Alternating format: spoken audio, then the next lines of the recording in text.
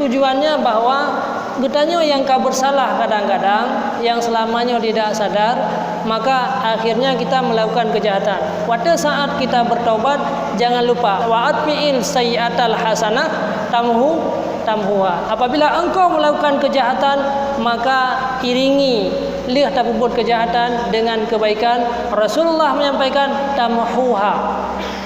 Nah, maka ini beda antara tak berbuat tak tinggai min ghairi udrin dengan tak tinggai gara-gara udrin. Bahkan hadis yang menyampaikan lega tinggai kaji munafik itu merupakan tanda-tanda orang munafik. Kira-kira demikian. Nah, jadi yang kesimpulannya bahwa sebesar dumna kejahatan yang kita lakukan, bentuk kejahatan raya tinggai Jumat pada dalam sedekah 2000 ya gaya kenalam celengnya Hanafi ya.